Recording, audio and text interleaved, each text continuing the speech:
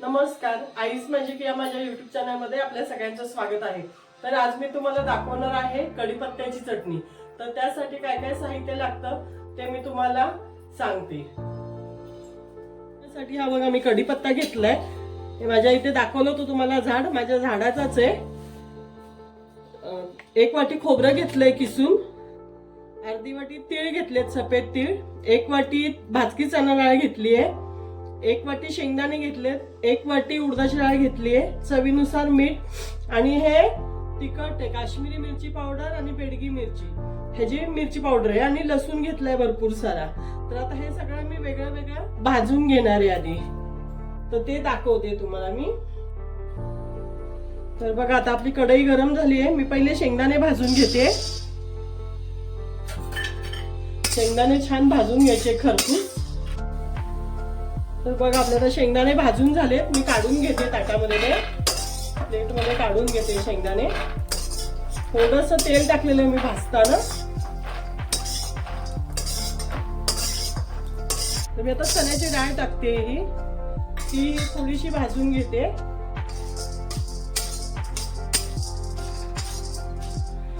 त्याच्यातही मी थोडंसं तेल टाकणार आहे।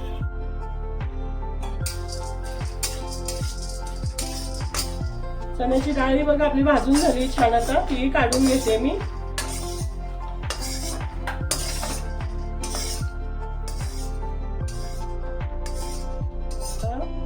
आता टाकते उडदाची डाळ। उडदाची डाळ आपल्याला चांगली खमंग होईपर्यंत भाजायची आहे। उडदाच्या डाळीला थोडासा उशीर लागणार आहे। तेल टाकून मी छान भाजून घेणार आहे उडदाची डाळ। आता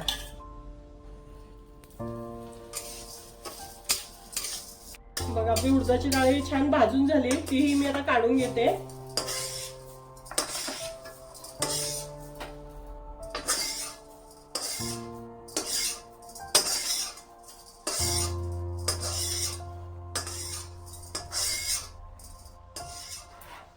आता मी टाकते सफेद तीळ। सफेद तीळ 2 मिनिटं भाजून घेते जरा।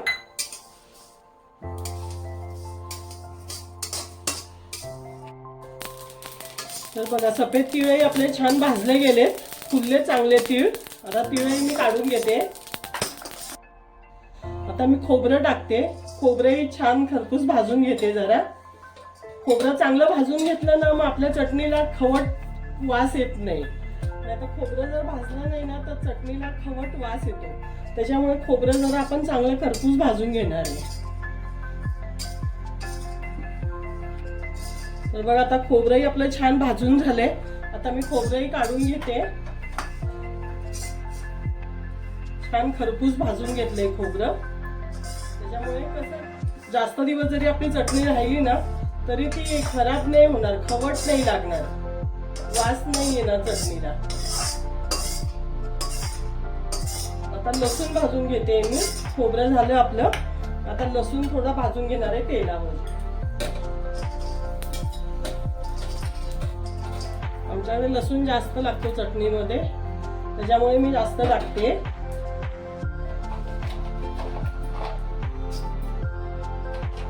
आणि तेल टाकते थोडं आता।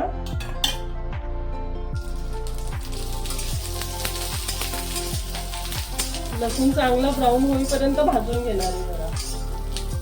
तर बघा आपला लसूणही आता छान भाजून झालाय। मी लसूणही काढून घेते याच्यामध्ये, आणि कढीपत्ता टाकणार आहे।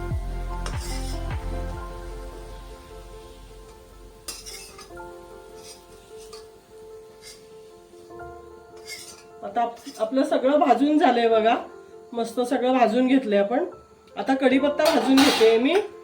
कढीपत्ता मस्त कुरकुरीत होईपर्यंत भाजून घेणार आहे।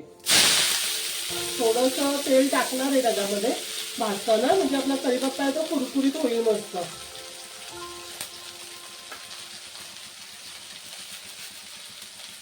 आता छान भाजून घेते मी कढीपत्ता। तर बघा आपली पानंही मस्त खमंग भाजून झालीत। काय 2 मिनिटांमध्ये आता एकदम कुरकुरीत आहे बघा, चुरा होतोय त्याचा। अजून 2 मिनिटं भाजून घेते मी आणि मग बंद करते। मग हे सगळं मिक्स करून मिक्सरला फिरवून घेणार आहे। तर बघा आपला आता कढीपत्ताही थंड झालाय मस्त, आणि कुरकुरीतही झालाय। आता मी हे सगळं मिश्रण ह्याच्यामध्ये टाकते आणि हे सगळं आपल्याला आता मिक्स करून मिक्सरला फिरवून घ्यायचे. ह्याच्यामध्येच मी चटणी मीठही टाकून घेते.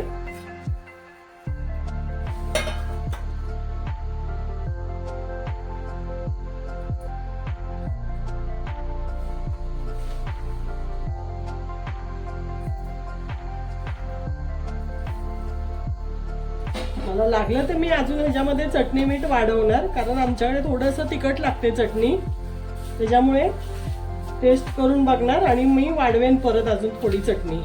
आता मी हे सगळं मिक्सरला फिरवून घेते मस्त. तर बघा अशा पद्धतीने आपली ही कढीपत्त्याची चटणी मस्त बनवून तयार आहे.